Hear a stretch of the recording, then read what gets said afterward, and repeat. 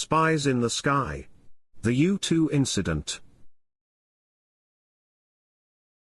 The U-2 incident of 1960 was a significant event during the Cold War, dramatically impacting US-Soviet relations and exposing the extent of Cold War espionage. The incident involved the shooting down of an American U-2 spy plane over Soviet airspace and the capture of its pilot, Francis Gary Powers. The U-2 spy plane, developed by Lockheed Martin, was a crucial asset for the United States during the Cold War. Designed to fly at altitudes above 70,000 feet, it was believed to be beyond the reach of Soviet missiles and interceptors. The U-2 was equipped with sophisticated photographic equipment that allowed it to gather crucial intelligence on Soviet military installations and capabilities. The US initiated the U-2 program in response to the need for reliable intelligence on the Soviet Union, which was seen as a closed society with limited access for Western intelligence agencies. The program was operated by the Central Intelligence Agency, the CIA, which conducted numerous flights over Soviet territory from 1956 until the incident in 1960. On May 1, 1960, Francis Gary Powers took off from Peshawar, Pakistan, in a U-2 aircraft for a reconnaissance mission over the Soviet Union. The plane was to fly over several key Soviet military and industrial sites, collecting photographic evidence. However, the mission went awry when the U-2 was detected by Soviet radar shortly after entering Soviet airspace. Despite its high altitude, the U-2 was not invulnerable. Soviet air defense forces, using SA-2 surface-to-air missiles, managed to shoot down the aircraft near Sverdlovsk, now Yekaterinburg. Powers ejected and parachuted safely to the ground but was captured by Soviet authorities. Initially, the US government attempted to cover up the mission. They issued a statement claiming that a weather research aircraft had gone off course after the pilot reported difficulties with his oxygen equipment. To lend credibility to this cover story, a U-2 plane was hastily painted with NASA markings and presented to the media, as evidence of the US's peaceful intentions. However, the Soviet Union exposed the cover-up by producing evidence of the plane's true purpose. They had recovered the wreckage of the U-2, including its surveillance equipment, and had captured Powers alive.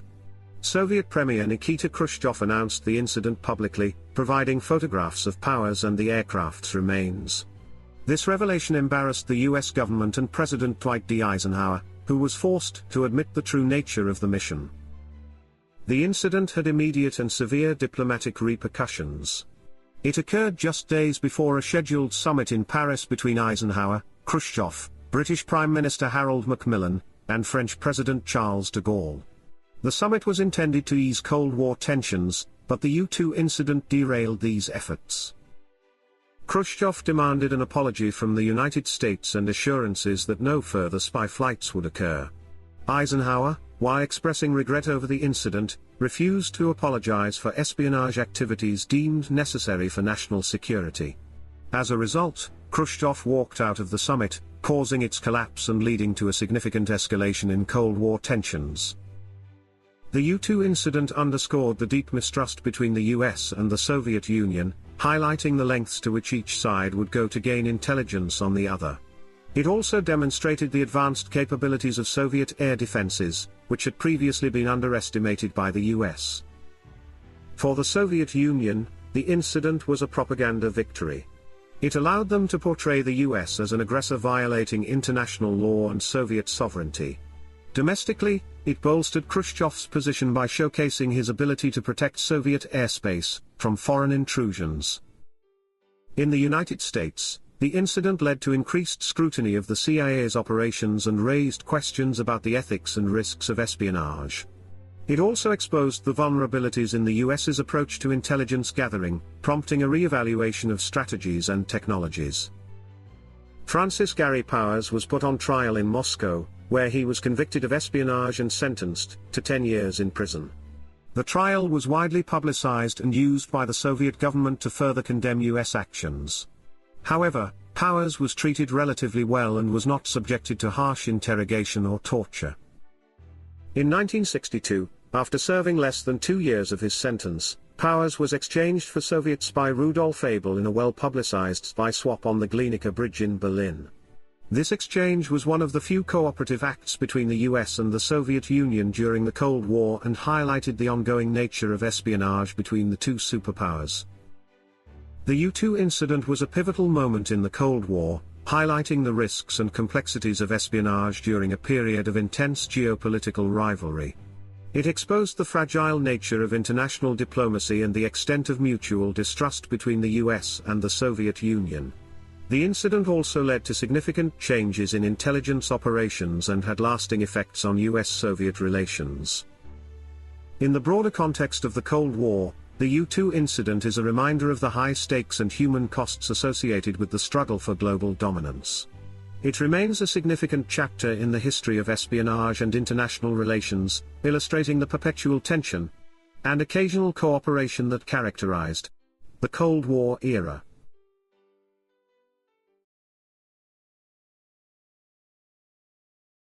Tensions in the East.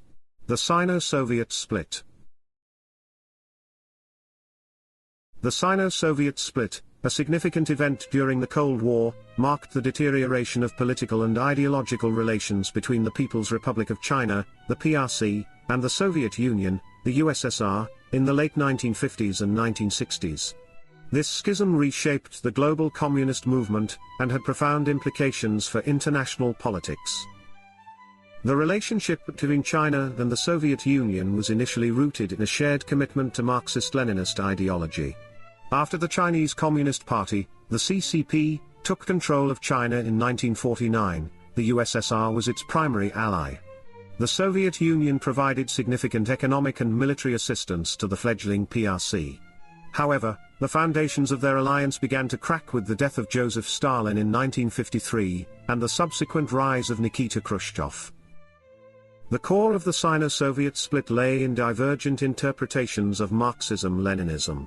Mao Zedong, the leader of China, advocated for a continuous revolution to maintain the fervor of the masses. He believed in the necessity of violent class struggle and criticized the Soviet model for being too bureaucratic and detached from revolutionary zeal. Conversely, Khrushchev's policies of de-Stalinization and peaceful coexistence with the West were seen as a betrayal by the Chinese leadership. Mao was particularly incensed by Khrushchev's speech at the 20th Congress of the Communist Party of the Soviet Union in 1956, where Khrushchev denounced Stalin's crimes and advocated for peaceful coexistence. Mao viewed these moves as revisionist and a departure from true Marxist principles. The ideological rift deepened with Khrushchev's criticisms of the Great Leap Forward, a Chinese campaign aimed at rapidly transforming China from an agrarian economy into a socialist society through rapid industrialization and collectivization. Beyond ideological disagreements, political and strategic factors also fueled the split. China's leadership felt that the Soviet Union was not providing sufficient support for its ambitions in the international arena. The PRC's desire to assert itself as a leading global communist power clashed with the USSR's dominance in the communist world.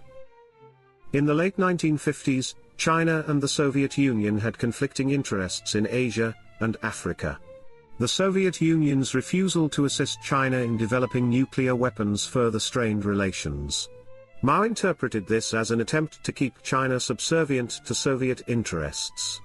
By 1960, the Soviets had withdrawn all their experts from China, marking a significant deterioration in bilateral relations. The split had far-reaching implications for the global communist movement. It led to a polarization within communist parties worldwide, forcing them to align either with the Soviet or the Chinese interpretation of Marxism-Leninism. This division weakened the coherence of the international communist movement and diminished its influence during the Cold War. In Europe, the split influenced communist parties to reassess their strategies and allegiances. In Asia, it led to conflicts and realignments. Notably, in Vietnam, the split complicated the North Vietnamese struggle against the United States, as they had to navigate between Soviet and Chinese support. The Sino-Soviet split reached a peak with military confrontations along their shared border.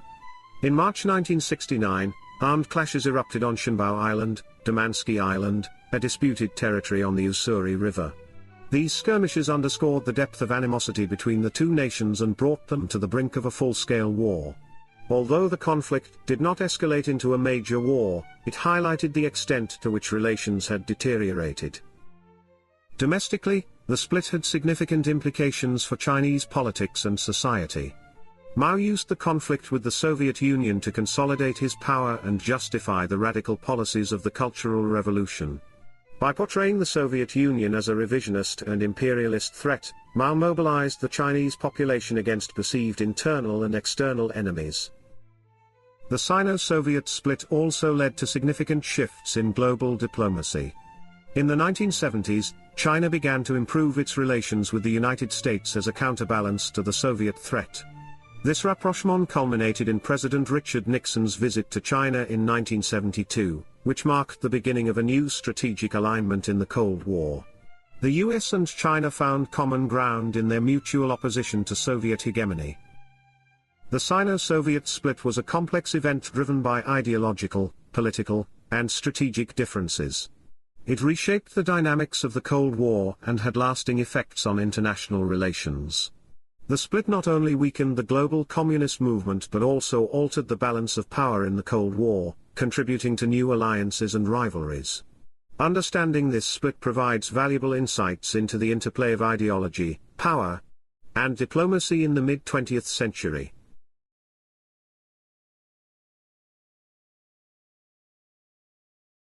A complex tale of post-colonial strife. The Congo Crisis. The Congo Crisis, a period of turmoil and conflict in the Republic of Congo, now the Democratic Republic of Congo, spanned from 1960 to 1965. We will explore the multifaceted dimensions of the crisis, focusing on the internal political strife, ethnic tensions, and international interventions that shaped this tumultuous era. Belgian Congo gained independence on June 30, 1960, after 75 years of colonial rule. The transfer of power was rapid and ill-prepared, leaving the new nation with inadequate infrastructure, a poorly trained civil service, and minimal experience in governance. Patrice Lumumba became the first prime minister, and Joseph Kasavubu was elected president. Almost immediately, the fragile unity of the new state began to unravel. The crisis began with a mutiny in the army, the Force Publique, just days after independence. The soldiers, discontented with the continuation of Belgian officers and poor conditions, demanded promotions and better pay. The mutiny quickly spread, leading to violence against European settlers and widespread chaos. Belgium responded by sending troops to protect its citizens, a move that further inflamed nationalist sentiments. Amid the chaos, the mineral-rich province of Katanga, led by Moise Tshombe, declared independence on July 11, 1960. Shortly after, the South Kasai region followed suit. These secessions were driven by local leaders who sought to control the wealth generated from mining and maintain autonomy from the central government. The central government in Leopoldville, now Kinshasa, viewed these moves as a direct threat to national unity and responded with military force, plunging the country into civil war. The Congo crisis quickly became a focal point of Cold War rivalry. The United Nations, responding to an appeal from Lumumba, deployed a peacekeeping force, the ONUC, to restore order and prevent foreign intervention.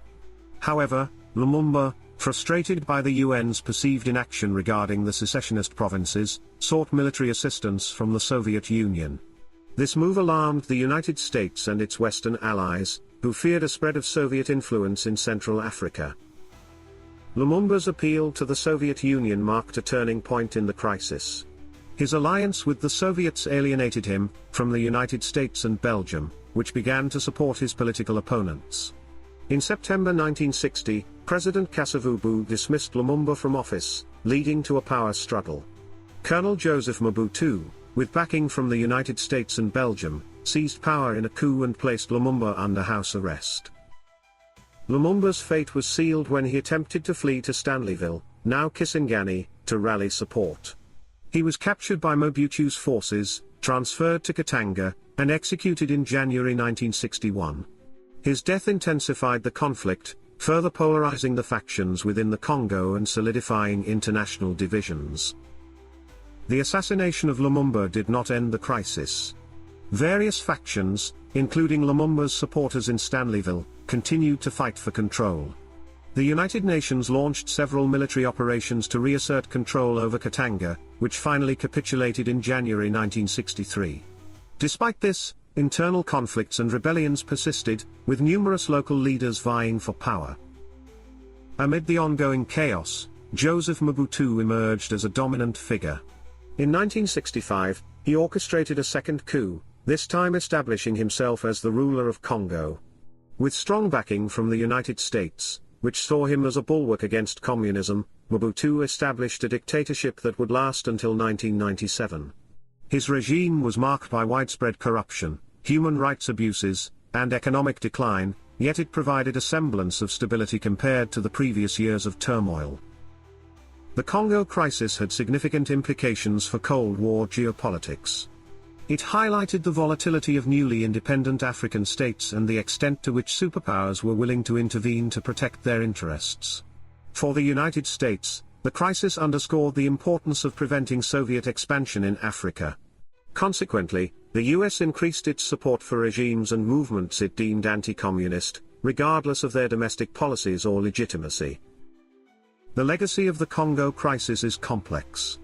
It exposed the fragility of post-colonial states, the dangers of ethnic divisions, and the destructive potential of Cold War rivalries.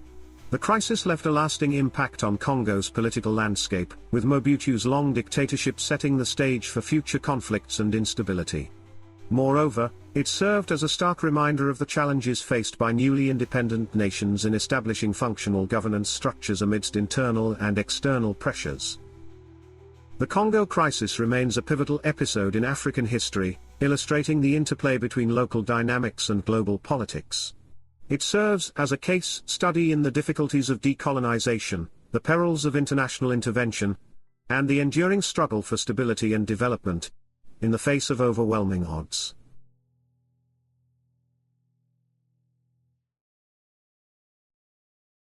The Malayan Emergency, 1948 to 1960. A complex conflict. The Malayan Emergency was a protracted and complex conflict that unfolded in the wake of the Second World War. It pitted the British colonial administration and its Commonwealth allies against the Malayan National Liberation Army, the MNLA, the armed wing of the Malayan Communist Party, the MCP. The causes of the Malayan Emergency can be traced back to the socio-political dynamics of pre-war Malaya. The country was a British colony, and its economy was largely dependent on rubber and tin. The workforce was ethnically diverse, comprising Malays, Chinese, and Indians. Among these, the Chinese community played a significant role in the economy but was marginalized politically. During the Second World War, the Japanese occupation disrupted colonial rule, leading to the rise of various resistance groups, including the Malayan People's Anti-Japanese Army, the MPAJA, which was predominantly communist. After the Japanese surrender in 1945, the British sought to re-establish control, but the MCP, which had gained experience and confidence, began to push for independence and communist reforms. The immediate trigger for the emergency was a series of violent incidents in 1948, including the assassination of European plantation managers in Perak. In response, the British declared a state of emergency in June 1948, which marked the beginning of a 12-year conflict. The British and Commonwealth forces faced a formidable opponent in the MNLA, which employed guerrilla tactics, leveraging the dense Malayan jungles to their advantage. The initial phase of the conflict saw numerous ambushes, assassinations, and sabotage operations by the insurgents. To counter this, the British implemented several strategies, including the Briggs Plan. Introduced in 1950 by General Sir Harold Briggs, this plan aimed to cut off the guerrillas from their support base. It involved the resettlement of around 500,000 rural Chinese into fortified new villages to isolate them from the insurgents. The British established the Special Branch, an intelligence agency focused on gathering information and infiltrating the MCP. Psychological operations, including leaflets and radio broadcasts, were used to demoralize the insurgents. The Commonwealth forces, comprising British, Australian, New Zealand, Fijian, and Rhodesian troops, conducted numerous jungle patrols and search and destroy missions. Air power was also utilized to bomb suspected insurgent hideouts. The British sought to win the support of the local population through various socio-economic reforms, including land redistribution, education, and healthcare. The political landscape during the emergency was marked by significant developments. The British introduced measures to gradually increase local political participation, leading to the formation of the Federation of Malaya in 1948. The Malayan Chinese Association, the MCA, and the United Malays National Organization, UMNO, emerged as key political players. The MCP, under the leadership of Chin Peng, attempted to gain support through propaganda, and by appealing to anti-colonial sentiments. However, their association with communist ideology, especially during the Cold War, alienated potential allies, including the ethnic Malay population, which largely remained loyal to the British. The British also declared several amnesties, the most notable being in 1955, which led to the Bailing talks between the British and MCP representatives. However, these talks failed to produce a peace settlement, as the MCP refused to disarm and accept British terms. The Malayan emergency officially ended in 1960, although sporadic communist activity continued for several years. The conflict had profound and lasting impacts on Malaya. The emergency accelerated the decolonization process. In 1957, the Federation of Malaya gained independence from Britain, led by Tunku Abdul Rahman as the first Prime Minister. The British counterinsurgency strategies, particularly the use of so-called new villages, and integration of psychological operations with military action, became models for other conflicts, including the Vietnam War. The resettlement program and other reforms brought significant changes to the rural landscape and improved infrastructure, education, and healthcare services. The emergency highlighted and, in some cases, exacerbated ethnic tensions, particularly between the Chinese and Malay communities. However, it also led to the creation of a more inclusive political framework post-independence. The conflict was a significant episode in the broader context of the Cold War in Southeast Asia. The success in Malaya was seen as a containment of communism, bolstering Western confidence in similar struggles elsewhere. The Malayan emergency was a multifaceted conflict driven by colonial legacies, ethnic dynamics, and Cold War politics. The British and Commonwealth forces managed to suppress the communist insurgency through a combination of military, political, and psychological strategies. The emergency not only paved the way for Malaya's independence but also left a lasting legacy on counterinsurgency tactics worldwide. It stands as a complex chapter in the history of Southeast Asia, reflecting the intertwined narratives of struggle, adaptation, and change.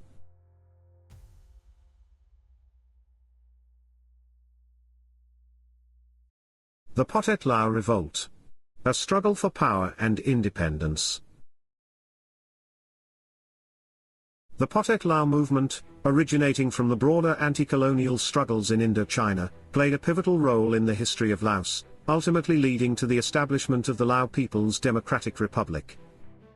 The Pathet Lao's origins can be traced back to the Second World War, paralleling other anti-colonial movements in the region, such as the Viet Minh in Vietnam and the Khmer Rouge in Cambodia. During this period, the Indochinese Communist Party, the ICP, which included prominent Lao members, advocated for the overthrow of colonial rule and the establishment of an independent Laos.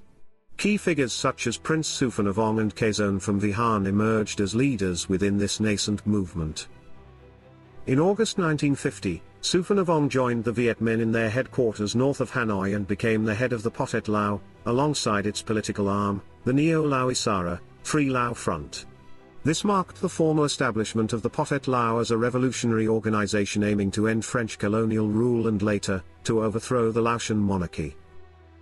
The 1954 Geneva Conference, which sought to address the conflicts in Indochina, played a crucial role in shaping the future of the Pathet Lao. The agreements required the withdrawal of foreign forces and allowed the Pathet Lao to establish control over Laos's two northern provinces, Phong Sa-Li and Hua Phanich. However, the Viet Minh and North Vietnamese forces continued to exert influence in the region, supporting the Pathet Lao's operations and effectively controlling the movement through their military presence. In 1956, the Pathet Lao was reorganized into an official party, the Lao Patriotic Front, Neo-Lao Hak Sat, or NLHS, with the stated goal of waging a communist struggle against capitalism, colonialism, and imperialism. Despite the Geneva Agreements, tensions persisted, and the Pathet Lao remained closely aligned with the North Vietnamese, receiving substantial support from them. The late 1950s saw increased hostilities between the Pathet Lao and the Royal Lao government. In 1959, a series of events escalated the conflict. The Royal Lao Army, the RLA, attempted to disarm Pathet Lao battalions that were slated for integration into the national military, leading to clashes and the capture of some Pathet Lao fighters. This incident, along with the arrest of Neo-Lao Hak Sat members on charges of treason, reignited the civil war. Throughout the 1960s, the Pathet Lao, backed by the North Vietnamese, continued to battle the Royal Lao government. The conflict, part of the broader Cold War dynamics in Southeast Asia, saw the Pathet Lao gradually gaining control over large swaths of northern and eastern Laos.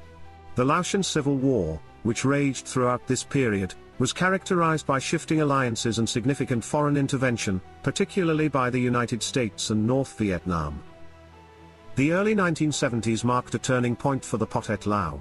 The 1973 Vientiane Treaty, signed by the Pathet Lao and the Royal Lao government, aimed to bring about a ceasefire and pave the way for political reconciliation. However, the peace was short-lived. The Pathet Lao refused to disarm, and with continued support from the North Vietnamese, they launched a series of offensives in early 1975, capitalizing on the deteriorating situation in neighboring Cambodia and South Vietnam. By mid-1975, the Pathet Lao had effectively surrounded the capital, Vientiane. The fall of Phnom Penh to the Khmer Rouge and Saigon to the North Vietnamese in April 1975 convinced the non-communist elements within the Laotian government that a peaceful transfer of power was preferable to a violent takeover. On August 23, 1975, Pathet Lao forces entered Vientiane without resistance, marking the beginning of their complete control over Laos. On December 2, 1975, the Pathet Lao formally abolished the monarchy and established the Lao People's Democratic Republic, LPDR. This new government quickly aligned itself with Vietnam, signing agreements that allowed Vietnamese troops to remain stationed in Laos and inviting Vietnamese advisors to assist in political and economic matters. The new regime also severed economic ties with neighboring countries like Thailand and Cambodia, further consolidating its dependence on Vietnam. The establishment of the LPDR marked the culmination of the Pathet Lao's revolutionary struggle. However, the new government faced numerous challenges, including continued resistance from remnants of the old regime and difficulties in achieving economic stability. The fall of the Soviet Union in the late 1980s led to a gradual reduction of Vietnamese influence in Laos, forcing the LPDR to adapt to a changing geopolitical landscape. The Pathet Lao's rise to power was a complex process shaped by regional and international dynamics. From its origins in the anti-colonial struggles of the mid-20th century to its eventual establishment of the LPDR, the Pathet Lao played a central role in the transformation of Laos. Their story is a testament to the broader currents of revolutionary movements in Southeast Asia and the enduring impact of Cold War politics on the region.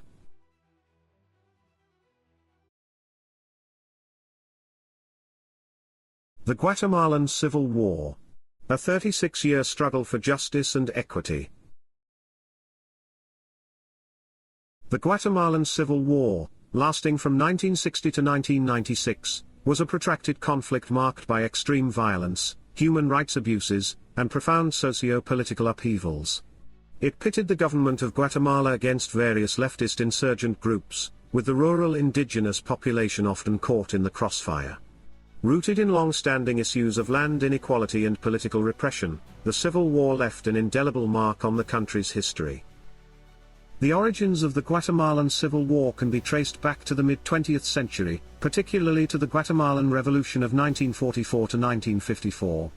During this period, a series of democratic elections brought leftist governments to power, initiating significant social and economic reforms aimed at reducing inequality and improving the conditions of the rural poor. However, these reforms antagonized powerful landowners and foreign companies, particularly the United Fruit Company, which dominated the agricultural sector. In 1954, a CIA-backed coup d'état ousted the democratically elected President Jacobo Arbenz, whose policies had threatened the interests of the United Fruit Company and other elites. The coup installed a series of right-wing military dictatorships, starting with Carlos Castillo Armas. These regimes reversed the reforms and initiated a period of intense political repression, laying the groundwork for the Civil War. The Civil War officially began on November 13, 1960, when a group of junior military officers attempted a coup against the government of General Miguel Ydigoras Fuentes. The coup failed, but the surviving officers fled to the mountains and formed the revolutionary movement 13th November, MR13, which later became part of a broader insurgency. These groups, including the Guatemalan National Revolutionary Unity, the URNG, sought to overthrow the government and address the deep-rooted social injustices. The United States played a significant role in the Guatemalan Civil War, primarily driven by Cold War dynamics. The U.S. government, concerned about the spread of communism in Latin America, provided substantial military aid and training to the Guatemalan government. This support bolstered the government's capacity to conduct counterinsurgency operations, often at the expense of human rights. The Guatemalan Civil War was characterized by widespread human rights abuses, with both sides committing atrocities. However, the government and its paramilitary allies were responsible for the majority of the violence, including massacres, forced disappearances, and systematic torture. The indigenous Maya population suffered disproportionately, with the government perpetrating what has been widely recognized as genocide against them. Entire villages were razed, and thousands of indigenous people were killed or displaced. The indigenous Maya people were central to the conflict, both as victims and as participants. They joined the insurgency in significant numbers, driven by decades of marginalization, land dispossession, and cultural oppression. The insurgents, in turn, promised land reform and greater political inclusion, appealing to the indigenous population's grievances. Efforts to end the conflict gained momentum in the late 1980s and early 1990s, as both sides grew weary of the protracted violence. The peace process was facilitated by international actors, including the United Nations, which played a crucial role in mediating negotiations. The culmination of these efforts was the signing of the peace accords in December 1996. The peace accords addressed various issues, including human rights, socio-economic development, and the rights of indigenous people. They also called for the disarmament and reintegration of insurgent forces into civilian life. However, implementing these agreements proved challenging, and many of the underlying issues that fueled the war, such as land inequality and political corruption, persisted. The Guatemalan Civil War had a devastating impact on the country. It is estimated that over 200,000 people were killed or disappeared, and countless others were displaced. The war also left deep psychological scars on the population, particularly among survivors of massacres and other atrocities. In the years following the peace accords, Guatemala has made some progress in addressing the legacy of the Civil War. Truth commissions, such as the Historical Clarification Commission, have documented the abuses and sought to provide a measure of justice to the victims. However, accountability for many of the perpetrators has been limited, and the country continues to grapple with issues of inequality and impunity. The Guatemalan Civil War remains a poignant reminder of the dangers of political repression, social inequality, and foreign intervention.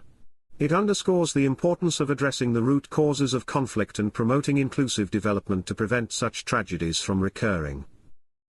The Guatemalan Civil War was a complex and brutal conflict driven by deep-seated social, economic, and political issues. It highlights the devastating impact of inequality and repression on a nation's fabric and the challenges of achieving lasting peace and justice.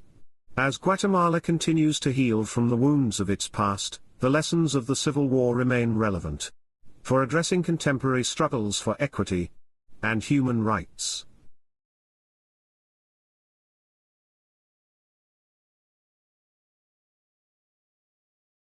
In the next chapter, we will examine NASA's Project Mercury, as well as the Bay of Pigs fiasco in Cuba, and the space race intensifies with the Soviet Union's Vostok 1 mission, Yuri Gagarin's historic flight into orbit.